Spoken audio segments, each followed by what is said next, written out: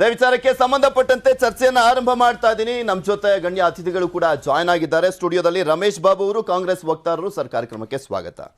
ನಮ್ಮ ಡಿ.ಪಿ. ಸತೀಶ್ ಅವರು, editorial advisor, South Network 18. Sir, ನಿಮಗೂ ಕೂಡ ಕಾರ್ಯಕ್ರಮಕ್ಕೆ ಸ್ವಾಗತ. ಹಾಗೆ ಚಲವಾದಿ ನಾರಾಯಣ ಸ್ವಾಮಿ ಅವರು, ಬಿಜೆಪಿ MLC, ಇವರು ಕೂಡ ನಮ್ಮ ಜೊತೆ ಜಾಯ್ನ್ ಆಗ್ತಾರೆ. ಸರ್, ನಿಮಗೂ ಕೂಡ ಕಾರ್ಯಕ್ರಮಕ್ಕೆ ಸ್ವಾಗತ. ರಮೇಶ್ ಬಾಬು ಅವರಿಂದ ಈಗ ಶುರು ಮಾಡ್ತೀನಿ. ರಮೇಶ್ ಬಾಬು ಅವರೇ, ಕಾಂಗ್ರೆಸ್ಗೆ ನಿರ್ಣಾಯಕ ಇದು. ಈ ಒಂದು ಹೆಸರನ್ನು ಫೈನಲ್ ಮಾಡುವಂಥ ನಿಟ್ಟಿನಲ್ಲಿ ನಾವು ಗಮನಿಸೋದಾದರೆ, ಲೋಕಸಭೆಗೆ ಸೆಮಿಫೈನಲ್ ರೀತಿಯಲ್ಲಿ ವಿಧಾನಸಭೆ ಎಲೆಕ್ಷನ್ ಇರುವಂಥದ್ದು. ಸಾಕಷ್ಟು ಸವಾಲುಗಳಂತೂ ಎಲ್ಲ ಪಕ್ಷಗಳಿಗೂ ಇದ್ದಂತೆ ನಿಮಗೂ ಕೂಡ ಇದೆ. ಈ ಟಿಕೆಟ್ ಅನ್ನುವಂಥದ್ದು ಎಷ್ಟು ಮಟ್ಟಿಗೆ ಇಂಪಾರ್ಟೆಂಟ್ ಘೋಷಣೆ ಮಾಡೋದು?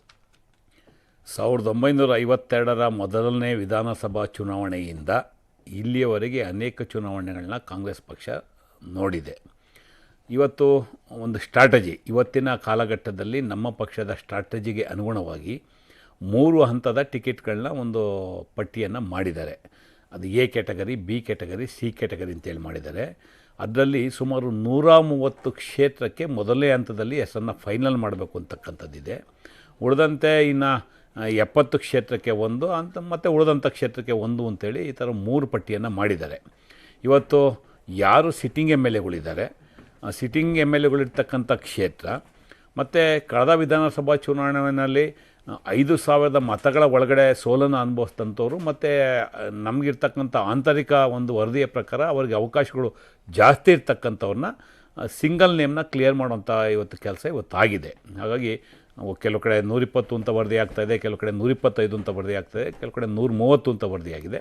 ಬಹುತೇಕ 130ರವರೆಗೆ ಮೊದಲನೇ ಪಟ್ಟಿನಲ್ಲಿ ಹೆಸರುಗಳನ್ನ ಕ್ಲಿಯರ್ ಮಾಡಿದ್ದಾರೆ. ಮತ್ತು ಅವ್ರಿಗೆ ಈಗಾಗಲೇ ಮೌಖಿಕವಾಗಿ ಸೂಚನೆಯನ್ನು ಕೊಟ್ಟಿದ್ದಾರೆ. ನಿಮ್ಮ ಕ್ಷೇತ್ರದಲ್ಲಿ ನಿಮ್ಮ ಕೆಲಸ ನೀವು ಮಾಡ್ಕೊಳ್ಳಿ ನಾವು ಒಂದು ಸೂಚನೆಯನ್ನು ಕೊಟ್ಟಿದ್ದಾರೆ. ಮತ್ತು it is not too early, ಅಂದರೆ ನೀವು ಈಗ ಬಹುತೇಕ 27 ಅಥವಾ 28ನೇ ತಾರೀಕು ಕೋಡ್ ಆಫ್ ಕಂಡಕ್ಟು ಅನೌನ್ಸ್ ಆಗ್ತಾಯಿದೆ. ಮತ್ತು ಅವರು ಕ್ಷೇತ್ರದಲ್ಲಿ ಓಡಾಟ, ಸಂಪರ್ಕ ಮತ್ತೊಂದು ಅವರು ಮಾಡ್ಕೊಳ್ಳೋಂಥದ್ದು. ಯಾಕೆಂದರೆ ಈಗಾಗಲೇ ಪ್ರಜಾಧ್ವನಿ ಯಾತ್ರೆಯಲ್ಲಿ ಸಮಯ ಕೊಟ್ಟಿರ್ತಕ್ಕಂಥದ್ದು, ಮೇಕೆದಾಟು ಹೋರಾಟದಲ್ಲಿ ಸಮಯವನ್ನು ಕೊಟ್ಟಿರ್ತಕ್ಕಂಥದ್ದು, ಪಕ್ಷದ ಸಹಾಯಹಸ್ತ ಕಾರ್ಯಕ್ರಮದಲ್ಲಿ ಸಮಯವನ್ನು ಕೊಟ್ಟಿರ್ತಕ್ಕಂಥದ್ದು, ಮೆಂಬರ್ಶಿಪ್ ಎನ್ರೋಲ್ಮೆಂಟ್ಗೆ ಸಮಯವನ್ನು ಕೊಟ್ಟಿರ್ತಕ್ಕಂಥದ್ದು. ಹೀಗಾಗಿ ಭಾಳಷ್ಟು ಸುಮಾರು 2 ವರ್ಷದಿಂದ ಅವರವರ ಕ್ಷೇತ್ರದಲ್ಲಿ ಸಕ್ರಿಯವಾಗಿ ತೊಡಗಿಸ್ಕೊಂಡಿದ್ದಾರೆ. ಮತ್ತು ಚುನಾವಣೆಯನ್ನು ಮೇ ಮೊದಲನೇ ವಾರದಲ್ಲಿ ಖಂಡಿತ ಕರ್ನಾಟಕದ ಚುನಾವಣೆ ಆಗೋ ಸಾಧ್ಯತೆಗಳು ನಿಚ್ಚಳವಾಗಿದೆ. 24ರೊಳಗೆ ಹೊಸ ಗೌರ್ಮೆಂಟ್. ಹಾಗಾಗಿ ಸಮಯ ನಿಮ್ಮ 27ಕ್ಕೆ ನೋಟಿಫಿಕೇಷನ್ ಆದರೆ ಅವ್ರಿಗೆ ಸಿಗೋಂಥದ್ದೇ 1 ತಿಂಗಳು 1 ವಾರ, ಅಂದರೆ ಒಂದು 35ರಿಂದ 40 ದಿವಸ ಅಷ್ಟೇ ಅವಕಾಶ ಸಿಗುತ್ತೆ. ಸುಮಾರು ಪ್ರತಿ ವಿಧಾನಸಭಾ ಕ್ಷೇತ್ರದಲ್ಲಿ 200ರಿಂದ 250 ಬೂತ್ಗಳು ಇರ್ತವೆ. ಬೂತ್ ಮಟ್ಟದಲ್ಲಿ ಅವರು ತಲುಪಬೇಕಾಗುತ್ತೆ, ಮತ್ತು ಸಂಘಟನೆ ಆಗಬೇಕಾಗುತ್ತೆ, ಪ್ರಚಾರ ಆಗಬೇಕಾಗುತ್ತೆ. ಈ ದೃಷ್ಟಿನಲ್ಲಿ ಕಾಂಗ್ರೆಸ್ ಪಕ್ಷ ಇವೆಲ್ಲವನ್ನ ಹಿನ್ನೆಲೆಯಲ್ಲಿ ಇಟ್ಕೊಂಡು ಇವತ್ತು AICC ಅಧ್ಯಕ್ಷರು ನಮ್ಮ ಪಕ್ಷ, ಅಂದರೆ ಕರ್ನಾಟಕದವರೇ AICC ಅಧ್ಯಕ್ಷ ಆಗಿರೋದ್ರಿಂದ, ಕರ್ನಾಟಕದ ಪಲ್ಸು ಸನ್ಮಾನ್ಯ ಮಲ್ಲಿಕಾರ್ಜುನ ಖರ್ಗೆ ಅವರಿಗೆ ಗೊತ್ತಿರೋದ್ರಿಂದ, ಮತ್ತು ಶಿವಕುಮಾರ್ ಅವರ ಅನುಭವ, ಸಿದ್ದರಾಮಯ್ಯನವರ ಅನುಭವ, ಡಾಕ್ಟರ್ ಪರಮೇಶ್ವರವರ ಅನುಭವ, ಇವೆಲ್ಲವನ್ನ ಇಟ್ಕೊಂಡು MB ಪಾಟೀಲ್ರವರ ಅನುಭವ, ಈ ಥರ ಹಿರಿಯರ ಅನುಭವವನ್ನು ಇಟ್ಕೊಂಡು ಇವತ್ತೊಂದು ತೀರ್ಮಾನವನ್ನು ತೊಗೊಂಡಿದ್ದಾರೆ. ಹಾಗಾಗಿ ಇವತ್ತು ಮತ್ತು ನಾಳೆ AICCನಲ್ಲಿ ಒಂದು ಸಭೆ ಇದೆ. ಆ ಸಭೆಯ ನಂತರ ಅಧಿಕೃತವಾಗಿ 120ರಿಂದ 130 ಜನ ಕ್ಯಾಂಡಿಡೇಟ್ಗಳ ಹೆಸರುಗಳನ್ನ ಮೊದಲನೇ ಪಟ್ಟಿನಲ್ಲಿ ಬಿಡುಗಡೆ ಮಾಡ್ತಾರೆ. ಓಕೆ, ಈ ಚರ್ಚೆಯಲ್ಲಿ ನಮ್ಮ ಜೊತೆ ಈಗ JDS ವಕ್ತಾರರಾಗಿರುವಂಥ ಚರಣ್ ಗೌಡ್ರು ಕೂಡ ಜಾಯ್ನ್ ಆಗ್ತಾರೆ. ಸರ್, ಕಾರ್ಯಕ್ರಮಕ್ಕೆ ಸ್ವಾಗತ. ನಿಮ್ಮನ್ನು ಆಮೇಲೆ ಮಾತನಾಡ್ತೀನಿ. ನಮ್ಮ ಡಿ.ಪಿ. ಸತೀಶ್ ಅವರು ಅವಾಗಲೇ ಮಾತನಾಡ್ತಾ ಇದ್ರು. ಸರ್, ಡಿಸ್ಟರ್ಬೆನ್ಸ್ ಇತ್ತು, ಕಂಟಿನ್ಯೂ ಮಾಡಿ ಸರ್. ಕೇಳಿಸ್ತಾ ಇದೆಯಾ ಈಗ? ಎಸ್ ಸರ್, ಕ್ಲಿಯರ್ ಇದೆ. ಕಾಂಗ್ರೆಸ್ನವರು ಸ್ಟ್ರಾಟಜಿಯನ್ನು ಈ ಸಲ ಚೆನ್ನಾಗಿ ಮಾಡಿದ್ದಾರೆ. ಕಾರಣ ಏನು ಅಂದ್ರೆ, ಫಾರ್ ದ ಫಸ್ಟ್ ಟೈಮ್ ಅವರು ಪ್ರೊಫೆಷನಲ್ಸ್ ಹೆಲ್ಪ್ ತಗೊಂಡಿದ್ದಾರೆ ಎಲೆಕ್ಷನ್ ಮಾಡ್ಲಿಕ್ಕೆ. ಸುನಿಲ್ ಕನಗೋಳು ಅವರು ಕಾಂಗ್ರೆಸ್ನ ಚೀಫ್ ಸ್ಟ್ರಾಟಜಿಸ್ಟ್. ಅವರು ಬಹಳ ವರ್ಷ ಬಿಜೆಪಿಯ ಚುನಾವಣೆಗಳನ್ನ ಹ್ಯಾಂಡಲ್ ಮಾಡಿದವರು. ಲಾಸ್ಟ್ ಇಯರ್ ಅವರು ಕಾಂಗ್ರೆಸ್ ಪಕ್ಷವನ್ನೇ ಸೇರಿದ್ರು. ಅವರೇ ಕಾಂಗ್ರೆಸ್ ಪಕ್ಷದ ಮುಖ್ಯ ಸ್ಟ್ರಾಟಜಿಸ್ಟ್ ಆಗಿ ಒಂದು 10-12 ಸರ್ವೆಗಳನ್ನು ಮಾಡಿ ಕಾಂಗ್ರೆಸ್ ಪಕ್ಷದ ಪ್ಲಸ್ ಏನು, ಮೈನಸ್ ಏನು, ಅವರು ಎಲ್ಲಿ ಸ್ಟ್ರಾಂಗ್ ಇದ್ದಾರೆ, ಎಲ್ಲಿ ವೀಕ್ ಇದ್ದಾರೆ ಅಂತ ಪತ್ತೆ ಹಚ್ಚಿ ಅವರು ಈ ರೀತಿ ಸ್ಟ್ರಾಟಜಿಗಳನ್ನ ಮಾಡಿದ್ದಾರೆ. ಕಾಂಗ್ರೆಸ್ನ ಈ ಬ್ಯಾಕ್ ರೂಮ್ ಏನಿದೆ, ವಾರ್ ರೂಮ್ ಏನಿದೆ, ಅದನ್ನ ಅವರೇ ಹೆಡ್ ಮಾಡ್ತಾ ಇರೋದು. ಆದ್ರಿಂದ ಅವರು ಕಾಂಗ್ರೆಸ್ನವರು ಈ ಸಲ ಬಹಳ ಆರ್ಗನೈಸ್ಡ್ ಆಗಿ ಎಲೆಕ್ಷನ್ ಫೈಟ್ ಮಾಡ್ತಾ ಇದಾರೆ ಅಂತ ಅವ್ರು ನೋಡಿದ್ರೆ ಗೊತ್ತಾಗುತ್ತೆ ಅವ್ರು ಮಾಡಿರೋದ್ರಲ್ಲಿ. ಅದು ಅಲ್ಲದೆ ಕಾಂಗ್ರೆಸ್ಗೆ ಕ್ಯಾಂಡಿಡೇಟ್ ಗಳನ್ನ ಬಹಳ ಅಡ್ವಾನ್ಸ್ ಆಗಿ ಮಾಡುವಂತ ತುರ್ತು ಅವಶ್ಯಕತೆ ಕೂಡ ಇದೆ. ಕಾರಣ ಏನು ಅಂದ್ರೆ, ಕಾಂಗ್ರೆಸ್ ವಿರೋಧ ಪಕ್ಷ. ಅವ್ರಿಗೆ 80 ಸಲ ಹಿಂದಿನ ಸಲ ಗೆದ್ದಿದ್ರು. ಅದ್ರಲ್ಲಿ ಕೆಲವರು ಪಕ್ಷಾಂತರವಾಗಿ ಅವ್ರ ಹತ್ರ ಉಳಿದಿರೋದು 67-68 ಜನ ಮಾತ್ರ. ಎಲ್ಲಿ ಅವರು MLAಗಳಿಂದ ಆ ಕ್ಷೇತ್ರಗಳಲ್ಲಿ ನೀವು ಅಡ್ವಾನ್ಸ್ ಆಗಿ ಬೇಗ ಡಿಕ್ಲೇರ್ ಮಾಡಿದ್ರು ಮಾತ್ರ ಸಾಧ್ಯ ಅಲ್ಲಿರುವಂತಹ ಕ್ಯಾಂಡಿಡೇಟ್ ಗಳಿಗೆ ಮುಂದೆ ಹೋಗ್ಲಿಕ್ಕೆ. ಈ ಸಿಟ್ಟಿಂಗ್ MLAಗಳಿಗೆ ಸ್ವಲ್ಪ ಆದ್ರೂ ಈಸಿ ಇರುತ್ತೆ ಎಲೆಕ್ಷನ್ ಫೈಟ್ ಮಾಡೋದು. ಈ ಸಿಟ್ಟಿಂಗ್ MLAಗಳಿದ್ದವ್ರ ಕಡೆ ಅವರು ಮುಖ್ಯ ವಿರೋಧ ಪಕ್ಷ ಆಗಿದ್ರು ಕೂಡ ಬಹಳ ಕಷ್ಟಪಟ್ಟು ಎಲೆಕ್ಷನ್ ಫೈಟ್ ಮಾಡ್ಬೇಕಾಗುತ್ತೆ. ಆ ಕಾರಣಗಳಿಂದ ಅಳದು ಸುರಿದು ಒಂದು ಎಲೆಕ್ಷನ್ ಇನ್ನು ಡಿಕ್ಲೇರ್ ಆಗಿದೆ 2 ವಾರ ಮೊದಲೇನೆ ಅವರು 130 ಕ್ಯಾಂಡಿಡೇಟ್ ಗಳನ್ನ ಡಿಕ್ಲೇರ್ ಮಾಡಕ್ ಹೊರಟಿದ್ದಾರೆ. ಬಹುಶಃ ಸೋಮವಾರದಲ್ಲಿ ಮಾಡ್ತಾರೆ. ರಮೇಶ್ ಬಾಬು ಅವರು ಹೇಳಿದಾಗೆ 130 ಮೊದಲನೇ ಹಂತದಲ್ಲಿ, 70 ಎರಡನೇ ಹಂತದಲ್ಲಿ ಹಾಗೂ ಉಳಿದ 24 ಟೈಟ್ ಫೈಟ್ ಇರೋ ಕ್ಷೇತ್ರಗಳನ್ನ ಕೊನೆ ಹಂತದಲ್ಲಿ ಮಾಡ್ತೀವಿ ಅಂತ ಹೇಳಿದರೆ ಬಹುಶಃ ದೊಡ್ಡ ದೊಡ್ಡ ನಾಯಕರುಗಳ ಕ್ಷೇತ್ರಗಳು ಅಥವಾ ಎಲ್ಲಿ ಭಾರಿ ಪೈಪೋಟಿ ಇದೆ ಅದನ್ನ ಲಾಸ್ಟ್ಗೆ ರಿಲೀಸ್ ಮಾಡಬಹುದು. ಈ ಕಾಂಗ್ರೆಸ್ನವರು ತುಂಬಾ ಆರ್ಗನೈಸ್ಡ್ ಎಲೆಕ್ಷನ್ ಮಾಡ್ತಾ ಇದ್ದಾರೆ ಅಂತ ಗೊತ್ತಾಗುತ್ತೆ. ಯಾಕಂದ್ರೆ ಲಾಸ್ಟ್ 1 ವರ್ಷದಿಂದ AICC general secretary, Karnataka in charge ಆಗಿರುವ ಪ್ರಧಾನ ಕಾರ್ಯದರ್ಶಿ ರಣದೀಪ್ ಸಿಂಗ್ ಸುರ್ಜೇವಾಲಾ ಅವರು ಹೆಚ್ಚು ಕಡಿಮೆ ಕರ್ನಾಟಕದಲ್ಲೇ ಇದ್ದಾರೆ. ಪ್ರತಿ ಜಿಲ್ಲೆ, ತಾಲೂಕು, ಹೋಬಳಿಗಳು ಕೂಡ ಅವರು ಬೇರೆ ನಾಯಕರು, ಸಿದ್ದರಾಮಯ್ಯ ಅವ್ರ ಜೊತೆ, D K Shivakumar, M B Patil ಅವ್ರ ಜೊತೆ, ಪರಮೇಶ್ವರ್ ಜೊತೆ, ಖರ್ಗೆ ಅವ್ರ ಜೊತೆ ಎಲ್ಲಾ ಕಡೆ ಹೋಗ್ತಾ ಇದ್ದಾರೆ. ಆದ್ರಿಂದ ಗೊತ್ತಾಗುತ್ತೆ ತುಂಬಾ ಸೀರಿಯಸ್ ಆಗಿ ಎಲೆಕ್ಷನ್ ಫೈಟ್ ಮಾಡ್ತಾ ಇದ್ದಾರೆ ಅಂತ. ಆದ್ರೆ ಇದು ಎಷ್ಟು ಮಟ್ಟಿಗೆ ಪರಿಣಾಮ ಬೀರುತ್ತೆ, ಅವ್ರಿಗೆ ಗೆಲ್ತಾರ ಇಲ್ವೋ ಆಮೇಲೆ ಗೊತ್ತಾಗೋದು. ಇನ್ನೊಂದು, ಕಾಂಗ್ರೆಸ್ ನಲ್ಲಿ ಕೂಡ ಒಂದು ಸ್ಥಾನಕ್ಕೆ 3 ಜನ, 4 ಜನ, 6 ಜನ ಪೈಪೋಟಿ ಇರೋದಿದೆ. ಇದ್ರ ಮಧ್ಯೆ ಕಾಂಗ್ರೆಸ್ ನಲ್ಲಿ ನನ್ನ ಹತ್ರ ಹೇಳ್ತಾ ಇದ್ರು, ಡಿ ಕೆ ಶಿವಕುಮಾರ್ ಅವರು ಯಾರ್ಯಾರು ಟಿಕೆಟ್ ಬೇಕು ಅವರು 2 ಲಕ್ಷ ರೂಪಾಯಿ ಡೆಪಾಸಿಟ್ ಮಾಡಿ, ನೀವು ಪರಿಶಿಷ್ಟ ಜಾತಿ ವರ್ಗ ಆಗಿದ್ರೆ 1 ಲಕ್ಷ ಏನೋ ಡೆಪಾಸಿಟ್ ಮಾಡಿ ಟಿಕೆಟ್ ಅಪ್ಲೈ ಮಾಡಿ ಅಂತ ಹೇಳಿದ್ರಿಂದ 28 ಕೋಟಿ ರೂಪಾಯಿ ಕಲೆಕ್ಟ್ ಆಗಿದೆ ಈ ರೀತಿ ಅಪ್ಲೈ ಮಾಡೋದ್ರಿಂದ. 1400 ಎಷ್ಟು ಅಪ್ಲಿಕೇಶನ್ ಬಂದಿದೆ. ಕೆಲವೊಂದು ಕ್ಷೇತ್ರಗಳಲ್ಲಿ 18-20 ಜನ ಅಪ್ಲೈ ಮಾಡಿದ್ದಾರೆ. 1 ಲಕ್ಷ 2 ಲಕ್ಷ ಕೊಟ್ಟು ಅಪ್ಲೈ ಮಾಡುವಂತ ವ್ಯಕ್ತಿಗಳು ಸೀರಿಯಸ್ ಆಗಿರ್ತಾರೆ. ಅವ್ರನ್ನ ನೀವು ಮಾಹಿತಿ ಮಾಡಿರೋದ್ರಿಂದ ಕೆಲವೊಂದು ಕ್ಷೇತ್ರಗಳಲ್ಲಿ ನೀವು ಅನಗತ್ಯವಾಗಿ ಸ್ಪರ್ಧೆಯನ್ನು ಹುಟ್ಟಾಕಿದಿರಿ. ಈಗ ಟಿಕೆಟ್ ಸಿಗದವ್ರ ವ್ಯಕ್ತಿಗಳು ಸುಮ್ಮನೆ ಇರ್ತಾರ, 1 ಲಕ್ಷ 2 ಲಕ್ಷಕ್ಕೆ ಅಪ್ಲೈ ಮಾಡಿದಂತ ಸೀರಿಯಸ್ ಕಂಟೆಂಡರ್ಸ್ ಅವ್ರು ಸುಮ್ಮನೆ ಇರಲ್ಲ. ಅವ್ರು ಏನಾದ್ರು ಮಾಡ್ಬೋದು. ಇದೊಂಥರ 2 ಅಲಗಿನ ಕತ್ತಿ ಇದ್ದಾಗೆ, ಯಾವ ಕಡೆ ಬೇಕಿದ್ರು ಕಟ್ ಆಗ್ತದೆ, ಕ್ಲಿಕ್ ಆಗ್ಬೋದು, ಫೈಲ್ ಆಗ್ಬೋದು. Yes, okay. ಈಗ ಬಿಜೆಪಿಯವ್ರನ್ನ ಕೇಳಿಕ್ ಬಯಸ್ತೀನಿ. ಛಲವಾದಿ ನಾರಾಯಣ ಸ್ವಾಮಿ ಅವರೇ, ಸಾಕಷ್ಟು ಆರೋಪಗಳನ್ನ ಮಾಡ್ತಾ ಇದ್ರು ಕಾಂಗ್ರೆಸ್ನವರು. 40% ಆರೋಪ, ಹಗರಣಗಳು, ಭ್ರಷ್ಟಾಚಾರ, ಇತ್ತೀಚೆಗೆ ಮಾಡಾಳ್ ವಿರೂಪಾಕ್ಷಪ್ಪ ಅವರ ಕೇಸ್ ಆಗಿರ್ಬೋದು. ಅದರ ಜೊತೆಗೆ ಇಲ್ಲಿ ಪ್ರತಿ ಬಾರಿನೂ ಕೂಡ ನಿಮ್ಮನ್ನ ಆರೋಪ ಮಾಡುವಂತ ಸಂದರ್ಭದಲ್ಲಿ ಸಾಕಷ್ಟು ಸಾಕ್ಷ್ಯಗಳನ್ನ ಕೂಡ ಒದಗಿಸ್ಕೊಳ್ತಾ ಬಂತು ಕಾಂಗ್ರೆಸ್. ಅದೊಂದು ರೀತಿಯಾದಂತ ಒಂದು ಹೆಜ್ಜೆ ಮುಂದಿದ್ದಾರೆ ಅಂತ ತೋರಿಸ್ಕೊಂಡ್ರು. ಈಗ ಟಿಕೆಟ್ ಘೋಷಣೆಯ ವಿಚಾರದಲ್ಲೂ ಕೂಡ ಅಷ್ಟೇ ಒಂದು ಹೆಜ್ಜೆ ಮುಂದಿದ್ದಾರೆ ಅನ್ನುವಂಥದ್ದನ್ನ ತೋರಿಸ್ತಾ ಇದ್ದಾರೆ.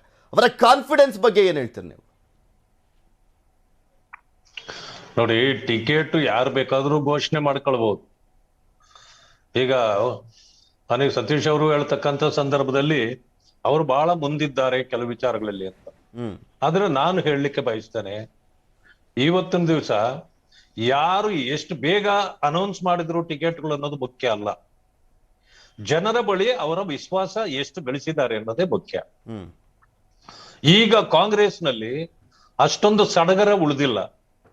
ನಮ್ಮ ರಥಯಾತ್ರೆಗಳು ಹೊರಟ ಮೇಲೆ ಈಗ ಕಾಂಗ್ರೆಸ್ ಮಂಕಾಗಿದೆ.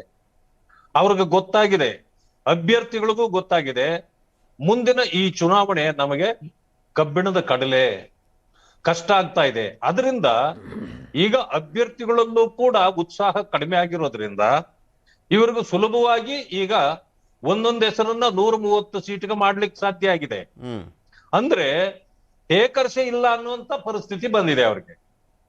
ಕೆಲವು ಮಾತ್ರ ಒಂದು 30-40 ಸ್ಥಳಗಳಲ್ಲಿ ಇಬ್ಬಿಬ್ರು ಹೆಸರಿದೆ, ಪೈಪೋಟಿ ಇದೆ ಅನ್ನೋದೊಂದು ಬಿಟ್ರೆ ಇನ್ನೆಲ್ಲವೂ ಕೂಡ ಈಗ ಕಾರ್ಯಕರ್ತರು ಮತ್ತು ಮುಖಂಡರುಗಳು ಅಥವಾ ಅಭ್ಯರ್ಥಿಗಳು ಆಗ್ಬೇಕಾದವರೇ ಉತ್ಸಾಹ ಕಳ್ಕೊಂಡಿದ್ದಾರೆ. ಅಂತ ಪರಿಸ್ಥಿತಿಯಲ್ಲಿ ಅವರು ಅರ್ಜಿ ಆಹ್ವಾನಿಸಿದಂತ ಸಂದರ್ಭದಲ್ಲಿ 1000ಕ್ಕೂ ಹೆಚ್ಚು ಅರ್ಜಿಗಳು ಬಂದ್ಬಿಟ್ಟು ಒಂದೊಂದು ಕ್ಷೇತ್ರದಲ್ಲೂ ಈಗಷ್ಟೇ ಡಿಪಿ ಸರ್ ಕೂಡ ಹೇಳ್ತಾ ಇದ್ರು 20-22 ಜನ ಎಲ್ಲ ಹೈಯೆಸ್ಟ್ ಆಗಿ ಅರ್ಜಿ ಹಾಕ್ಬಿಟ್ಟಿದ್ದಾರೆ. ಶಿವಮೊಗ್ಗ ನಗರ ಕ್ಷೇತ್ರದಲ್ಲಿ ಹಾಕಿದ್ದಾರೆ, ಈಶ್ವರಪ್ಪನವ್ರ ಕ್ಷೇತ್ರದಲ್ಲಿ. ಆ ರೀತಿಯಾದಂತ ಪೈಪೋಟಿ ಇದೆ. ಆದ್ರೆ ಈಗ ಓಕೆ ಅಪ್ಪ, ನೀವೆಲ್ಲ ಕ್ಲಿಯರ್ ಆಗಿದ್ದೀರಾ, ಕಾನ್ಫಿಡೆನ್ಸ್ ಆಗಿದ್ದಾರೆ, ಹಂಗಾದ್ರೆ ಯಾಕೆ ಅಭ್ಯರ್ಥಿ ಘೋಷಣೆ ಮಾಡಬಾರ್ದಿತ್ತು ಅನ್ನೋದೇ ಪ್ರಶ್ನೆ ಇದೆ ಅವ್ರದ್ದು. ನಮ್ಮದು ನೋಡಿ, ಅವರಿಗೆ ಸಂಘಟನೆ ಇಲ್ಲ, ಎಲ್ಲಾ ಲೀಡರ್ಗಳೇ ಅವರಲ್ಲಿ ಇರೋದು, ಅವರಲ್ಲಿ ಕಾರ್ಯಕರ್ತರಿಲ್ಲ. ನಮ್ಮಲ್ಲಿ ಸಂಘಟನೆ ಶಕ್ತಿಯುತವಾಗಿದೆ. ನಮ್ಮದು ಇನ್ನೇನು ಲಾಸ್ಟ್ ಡೇ ಬಿ ಫಾರಂ ಕೊಟ್ರು ನಮ್ದು ಏನೂ ಪ್ರಾಬ್ಲಮ್ ಇಲ್ಲ, ಇಂಥದ್ದೇ ವ್ಯಕ್ತಿ ಅಂತಿಲ್ಲ. ನಮ್ಮ ಪಕ್ಷ ಸಂಘಟನಾತ್ಮಕವಾಗಿ ಶಕ್ತಿಯುತವಾಗಿರೋದ್ರಿಂದ ನಮ್ಮ ಅಭ್ಯರ್ಥಿಗಳು ಗೆಲುವು ನಮಗೆ ಸುಲಭ ಇದೆ. ಅದರಿಂದಾಗಿ ನಾವು ಪೈಪೋಟಿಗೆ ಇಳಿಯಲ್ಲ ಇವ್ರ ಹತ್ರ ನಾವು ಟಿಕೆಟ್ ಕೊಡ್ಲಿಕ್ಕೆ. ನಮ್ಮದು ಒಂದು ಸಿಸ್ಟಮ್ ಇದೆ, ಆ ಸಿಸ್ಟಮ್ ಪ್ರಕಾರ ನಾವು ಮಾಡ್ಕೊಂಡು ಹೋಗ್ತೀವಿ. ನಮ್ಮ ಮೇಲೆ ಇವ್ರು ಏನೆಲ್ಲ ಆಪಾದನೆಗಳ ಮಾಡಿದ್ರು ಒಂದಕ್ಕೂ ಪುರಾವೆ ಕೊಡ್ಲಿಕ್ಕೆ ಆಗ್ಲಿಲ್ಲ. ಇದು ಜನರಿಗೆ ಅರ್ಥ ಆಯ್ತು. ಯಾರು ನಮ್ಮ ಮೇಲೆ ಆಪಾದನೆ ಮಾಡಿದ್ರು ಅವರೆಲ್ಲ ಜೈಲಿಗೆ ಹೋಗೋ ಪರಿಸ್ಥಿತಿ ಬಂತು. ಆದ್ರಿಂದಾಗಿ ಇದ್ರ ಬಗ್ಗೆ ನಾವು ತಲೆ ಕೆಡಿಸ್ಕೊಳ್ಳೋದಿಲ್ಲ. ಅವ್ರು ಇನ್ನೂ 1 ವರ್ಷ ಮುಂಚೆನೆ ಬೇಕಾದ್ರೆ ಟಿಕೆಟ್ ಅನೌನ್ಸ್ ಮಾಡ್ಕೊಳ್ಳಿ, ನಮಗೇನು ಚಿಂತೆ ಇಲ್ಲ. ಆದ್ರೆ ನಾವು ಇವತ್ತಿನ ದಿವಸ ಜನರಿಗೆ ಉತ್ತಮವಾದ ಕಾರ್ಯಕ್ರಮಗಳನ್ನು ಕೊಟ್ಟಿದ್ದೇವೆ, ಜನ ಮನ್ನಣೆ ಪಡೆದಿದ್ದೇವೆ. ಅವರ ವಿಶ್ವಾಸ ಗಳಿಸಿದ್ದೇವೆ. ಈ ರಥಯಾತ್ರೆ ಮತ್ತು ಸಂಕಲ್ಪ ಯಾತ್ರೆಗಳು ನಾವು ಎಷ್ಟೆಲ್ಲ ಮಾಡಿದ್ದೇವೋ ಇದರಿಂದಾಗಿ ಜನರಿಗೆ ಅರ್ಥ ಆಗಿದೆ. ಇವತ್ತು ದೇಶದ ಪರಿಸ್ಥಿತಿ ಏನಿದೆ, ರಾಜ್ಯದ ಪರಿಸ್ಥಿತಿ ಏನಿದೆ, ದೇಶ ಯಾವ ಮಟ್ಟಕ್ಕಿದೆ, ಕಾಂಗ್ರೆಸ್ನ ಪರಿಸ್ಥಿತಿ ಇದರಲ್ಲಿ ಹೇಗಿತ್ತು, ಎಲ್ಲವೂ ಜನರಿಗೆ ಇವತ್ತು ತೆರೆದ ಪುಸ್ತಕದಂತೆ ಸಿಗ್ತಾ ಇದೆ. ಆದ್ರಿಂದ ಅವರೆಲ್ಲರೂ ಕೂಡ ಭಾರತೀಯ ಜನತಾ ಪಕ್ಷ ಮತ್ತೊಮ್ಮೆ ಅಧಿಕಾರಕ್ಕೆ ಬರಬೇಕು ಅಂತಕ್ಕಂತ ಒಂದು ಸಂಕಲ್ಪ ಮಾಡಿದ್ದಾರೆ. ಆ ಕಾರಣದಿಂದ ಟಿಕೆಟ್ ಯಾವತ್ತು ಘೋಷಣೆ ಮಾಡ್ತೀವಿ ಅದು ಪ್ರಶ್ನೆ ಆಗೋದಿಲ್ಲ. ಈಗ ಅವರ ಪಕ್ಷದ ಒಂದು ಇದು ಅವ್ರು ಬೇಗ ಮಾಡ್ಕೊಳ್ತಾರೆ, ಮಾಡ್ಕೊಳ್ಳಿ, ನಮಗೆ ಏನ್ ಚಿಂತೆ ಇಲ್ಲ. ಓಕೆ, ಛಲವಾದಿ ನಾರಾಯಣ ಸ್ವಾಮಿ ಅವರ ಉತ್ತರ ಚರಣ್ ಗೌಡ್ರೆ, ಒಂಥರ ನೀವು ಕೂಡ ಈಗ ಆಲ್ರೆಡಿ ಟಿಕೆಟ್ ಘೋಷಣೆ ಮಾಡಿದ್ರಲ್ಲ, ಅದಕ್ಕೂ ಒಂಥರ ಉತ್ತರ ಕೊಟ್ಟಂತಾನೆ ಕಾಣಿಸ್ತಾ ಇದೆ. ಈಗ ಟಿಕೆಟ್ ಘೋಷಣೆ ಮಾಡೋದು ಮುಖ್ಯ ಅಲ್ಲ, ಯಾರು ಗೆಲ್ತಾರೆ ಅನ್ನೋದು ಮುಖ್ಯ ಅನ್ನುವ ರೀತಿಯಲ್ಲಿ ಗೆಲ್ಲುವ ಪ್ರಿಯಾರಿಟಿ ಮುಖ್ಯ ಆಗುತ್ತೆ ಅಂತ ಹೇಳ್ತಾ ಇದ್ರು. ನೀವು ಹೇಗೆ ನೋಡ್ತೀರಾ ಈ ಟಿಕೆಟ್ ಘೋಷಣೆ ಮುಂಚಿತವಾಗಿ ಘೋಷಣೆ ಮಾಡೋದು ಎಷ್ಟು ಮಟ್ಟಿಗೆ ಅಡ್ವಾಂಟೇಜ್ ಅಂತ? ನೋಡಿ ಸರ್, ಬಿ ಜೆ ಪಿಯವ್ರಿಗೂ ಮುಂಚೆ ಘೋಷಣೆ ಮಾಡಿದ್ರೆ ಅಡ್ವಾಂಟೇಜೇ. ಇವತ್ತು ಘೋಷಣೆ ಮಾಡೋ ಪರಿಸ್ಥಿತಿಲಿ ಬಿ ಜೆ ಪಿಲಿಲ್ಲ. ಬಿ ಜೆ ಪಿಲಿ ಒಂದು 4-5 ತಂಡಗಳಾಗ್ಬಿಟ್ಟಿದೆ. ಯಡಿಯೂರಪ್ಪ ಅವ್ರ ಬಣ, ಈ ಬಣ, ಆ ಬಣಗಳಂತಾಗಿ ಬಣಗಳ ಇದಾಗಿ ಯಡಿಯೂರಪ್ಪನವ್ರ ಮನೇಲಿ ಟಿಕೆಟ್ ಮಾಡಬೇಕಾ, ಪಾರ್ಲಿಮೆಂಟ್ರಿ ಬೋರ್ಡಲ್ಲಿ ಟಿಕೆಟ್ ಡಿಸೈಡ್ ಮಾಡಬೇಕಾ ಅನ್ನೋದೇ ಅವ್ರ ಪ್ರಾಬ್ಲಮ್ ಇದೆ. ಪಾಪ ಅವ್ರು ಏನೋ ಹೇಳ್ತಾ ಇದ್ದಾರೆ, ನಮ್ಮದ್ರಲ್ಲಿ ಎಲ್ಲ ಕಡೆನೂ ನಾವು ಸ್ಥಳೀಯವಾಗಿ ಕಾರ್ಯಕರ್ತರು, ನಮ್ಮ ಸಂಘಟನೆ ಸಿಕ್ಕಾಪಟ್ಟೆ ಇದೆ ಅಂತ. ಇವತ್ತು ಸರ್ ಅವ್ರಿಗೆ ನಮ್ಮದು 224 ಕಾನ್ಸ್ಟಿಟ್ಯೂನ್ಸಿ ಅಲ್ಲ, ಇವತ್ತು ಅವ್ರಿಗೆ 120-130 ಕ್ಷೇತ್ರದಲ್ಲಿ ಬಿಟ್ಟರೆ ಇನ್ನೆಲ್ಲ ಕಡೆ ಅವ್ರಿಗೂ ಕೊರತೆನೇ ಇರೋದು. ಕ್ಯಾಂಡಿಡೇಟ್ ಕೊರತೆನೇ ಇದೆ ಅವ್ರಿಗೆ. ಅವರು ಇವಾಗ ಲಾಸ್ಟ್ ಮೂಮೆಂಟಲ್ಲಿ ಟ್ರೈ ಮಾಡ್ತಾರೆ, ಇವ್ರನ್ನೆತ್ತಕ್ಕೆ ಅವ್ರು ಬರ್ಬೋದಾ ಇವ್ರು ಬರ್ಬೋದಾ ಅಂತ ಟ್ರೈ ಮಾಡಿಕೊಂಡೆ ಟಿಕೆಟ್ ಅನೌನ್ಸ್ ಮಾಡ್ತಿಲ್ಲ. ಆಮೇಲೆ ಟಿಕೆಟ್ ಅನೌನ್ಸ್ ಮಾಡೋದಕ್ಕೆ ಮುಂಚೆ ಮಾನದಂಡಗಳು ಇದೆ, ಯಾರ್ಯಾರು ಎಷ್ಟೆಷ್ಟು ಖರ್ಚು ಮಾಡ್ತಾರೆ, ಯಾರ್ಯಾರು ಏನೇನು ಅಂತ ನೋಡ್ಬಿಟ್ಟು ಎಲ್ಲ ಪರಿಸ್ಥಿತಿಗೆ ಅನುಗುಣವಾಗಿ ಅವ್ರು ಸುಮ್ಮನೆ ಹೇಳ್ತಾರೆ, ನಾವು ಗುಜರಾತ್ ಮಾದರಿ ನಾವು ಇರೋರನ್ನೆಲ್ಲ ಕಿತ್ತಾಕ್ಬಿಡ್ತೀವಿ, ವಯಸ್ಸಾಗಿರೋರನ್ನೆಲ್ಲ ತೆಗೆದುಬಿಡ್ತೀವಿ. ಈ ಸಲ 75 ರೀಚಕ್ಕೆ ಕ್ರಾಸ್ ಆಗೋರೆ ಒಂದು 20 ಜನ ಅವ್ರ ಹತ್ರ. ಯಾರನ್ನೂ ಇವಾಗ ಈಶ್ವರಪ್ಪ ಅವ್ರಿಗೆ ಟಿಕೆಟ್ ಕೊಡ್ಬೇಕಾ, ಸೋಮಣ್ಣಂಗೆ ಟಿಕೆಟ್ ಕೊಡ್ಬೇಕಾ, ಅವ್ರಿಗೆ ಗೊಂದಲ ಇದೆ, ಅವ್ರ ಮಕ್ಕಳುಗಳಿಗೆ ಕೊಡ್ಬೇಕು ಅನ್ನೋದೇ ಗೊಂದಲ ಇದೆ. ಹಾಗಾಗಿ ಕರ್ನಾಟಕದಲ್ಲಿ ಬಿ ಜೆ ಪಿ ಇವ್ರು ಹೇಳ್ದಂಗೆ ಗುಜರಾತ್ ಥರ ಏನು ಬೇರು ಅಗಲು ಇದು ಒಳಕೋಗಿ ಕಾಂಗ್ರೆಸ್ ಫಸ್ಟ್ ಟೈಮ್ ಈಗ ಇಷ್ಟೊಂದು ಕ್ಷೇತ್ರಗಳಿಗೆ ಕಾಂಗ್ರೆಸ್ 130 ಕ್ಷೇತ್ರದಲ್ಲಿ ಅಂದರೆ ಕಾಂಗ್ರೆಸ್ 130 ಇದು ಘೋಷಣೆ ಮಾಡೋದೇನು ದೊಡ್ಡ ವಿಷಯ ಅಲ್ಲ ಸರ್. ಅವ್ರು ಆಲ್ರೆಡಿ 60-70 ಜನ ವಿನ್ನಿಂಗ್ ಅವರಿದ್ದಾರೆ, ಅವ್ರಿಗೆ ಕೊಡ್ತಾರೆ. ಆಮೇಲೆ ಮಾರ್ಜಿನಲ್ಲಿ ಡಿಫ್ರೆನ್ಸಲ್ಲಿ ಸೋತಿರೋರು ಸ್ವಲ್ಪ ಜನ ಇದ್ದಾರೆ, ಅವರು ಒಂದು 40-50 ಜನ ಇದ್ದಾರೆ. ಕಾಂಗ್ರೆಸ್ಗೆ 130 ಸೀಟು ಅನೌನ್ಸ್ ಮಾಡೋದೇನು ದೊಡ್ಡ ವಿಷಯನ ಅಲ್ಲ. ಅದು ಸೇಮ್ ಫೇಸಸ್ ಇರುತ್ತೆ, ಅದ್ರ ಒಂದು 5% ಏನೋ ಹೆಚ್ಚು ಕಮ್ಮಿ ಡಿಫ್ರೆನ್ಸ್ ಆದರೂ ಆಗ್ಬೋದು, ಮಕ್ಕಳಿಗೋ ಅಥವಾ ಇನ್ನೊಬ್ರಿಗೋ ಯಾರಿಗೋ ಕೊಡ್ಬೋದೇ ಹೊರತು 120-130 ಸೀಟ್ ಘೋಷಣೆ ಮಾಡೋದೇನು ದೊಡ್ಡ ವಿಷಯನ ಆಗಲ್ಲ ಸರ್. ನಂತರದ ಸೀಟ್ಗಳನ್ನ ಅವರು ಕಾಯ್ಬೇಕಾಗ್ತದೆ, ಯಾರು ಬರ್ತಾರೆ ಯಾರು ಹೋಗ್ತಾರೆ, ಅವರು ಬಿ ಜೆ ಪಿಯಿಂದ ಬರೋರು ನೋಡ್ತಾ ಇದ್ದಾರೆ, ಎಲ್ಲರದ್ದು ಪರಿಸ್ಥಿತಿ ಹಂಗೆ ಇದೆ. ಹಾಗಾಗಿ ನಾವೇನು ಅದು ಹೊರತುಪಡಿಸಿಲ್ಲ, ಅವರೇನು ಹೊರತುಪಡಿಸಿಲ್ಲ. ಬಟ್ ಮುಂಚೆ ಡಿಸೈಡ್ ಮಾಡೋದ್ರಿಂದ ಯಾರು ಅಭ್ಯರ್ಥಿ ಇರ್ತಾನಲ್ಲ ಅವನಿಗೆ ಒಂಚೂರು ಕಾನ್ಸ್ಟಿಟ್ಯೂನ್ಸಿಗೂ ಹೊಸದಾಗಿ, ಇವಾಗ ಏನೋ ಹಳಬರ್ಗೆ 3 ಸಲ ಗೆದ್ದಿರೋರಿಗೆ ಕಾನ್ಸ್ಟಿಟ್ಯೂನ್ಸಿ ಬರ್ತೀವಿ, ಹೊಸ ಮುಖಕ್ಕೆ ನೀವು ಹೋಗ್ಬಿಟ್ಟು ಅಲ್ಲಿರೋ ಇವಾಗ ಕಾಂಗ್ರೆಸ್ನಲ್ಲಿ 4 ಜನ 5 ಜನ ಆಕಾಂಕ್ಷಿಗಳಿದ್ದಾರೆ, ಅವ್ರನ್ನೆಲ್ಲ ಕನ್ವಿನ್ಸ್ ಮಾಡಿ ಅವ್ರನ್ನೆಲ್ಲ ಒಂದು ಇದಕ್ಕೆ ತೊಗೊಂಡು ತಿರ್ಗಾ ಪುನಃ ಕ್ಷೇತ್ರ ಸುತ್ತಬೇಕು ಅಂದರೆ ಅಷ್ಟು ಈಸಿ. ಅವರು ನಮ್ಮ ನಾರಾಯಣ ಸ್ವಾಮಿ ಸಾಹೇಬ್ರು ಹೇಳೋದಷ್ಟು ಈಸಿನೂ ಅಲ್ಲ.